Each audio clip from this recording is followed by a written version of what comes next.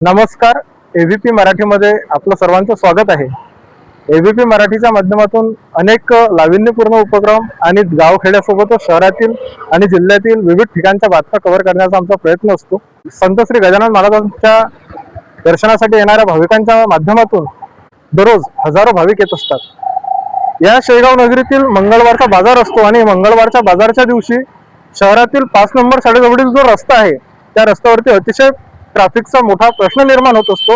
या संदर्भात पोलीस स्टेशनला आम्ही आतापर्यंत 4 ते 5 वेळा जाऊन प्रत्यक्ष सांगितलेलं आहे, पण मंगळवार दिवशी कुठलीही ट्रॅफिकची उपाययोजना केल्याचे निदर्शनात आले नाही. आज सुद्धा या ठिकाणी एसटी महामंडळची बस ही बाजारच्या रस्त्यावरती गेली होती. स्कूल बस सुद्धा आम्हाला या ठिकाणी दिसली. अनेक गाड्या ज्या आहेत, बाहेरून येणारे जे भाविक आहेत त्यांना रस्ता माहीत नसतो आणि ते गुगल मॅपच्या माध्यमातून मॅप लावतात आणि ते त्या रस्त्याने जात असतात. पण जर त्यांना दर्शवणारे फलक त्या ठिकाणी असले किंवा त्या पद्धतीने बॅरिकेडिंग करण्यात आलं तर कदाचित हा ट्रॅफिकचा प्रश्न संपू शकतो.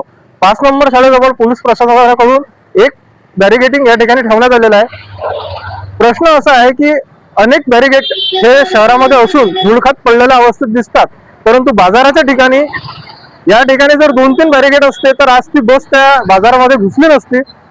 तसंच शिवनेरी चौकामधून माणिक स्टोअरकडे येत असताना किंवा भैरव चौकाकडे जात असताना या रस्त्यावर सुद्धा ट्रॅफिकचा प्रश्न निर्माण होतो. मंगळवार दिवशी पोलीस स्टेशनकडून विशेष काहीतरी उपाययोजना यासाठी करण्यात यावी अशी नागरिकांची सुद्धा मागणी आहे. ठाणेदारांना आम्ही याविषयी 2 ते 3 वेळा विचारणा केली किंवा त्यांना या संदर्भात माहिती दिली, परंतु कुठलीही भूमिका त्यांनी आतापर्यंत घेतलेली नाही.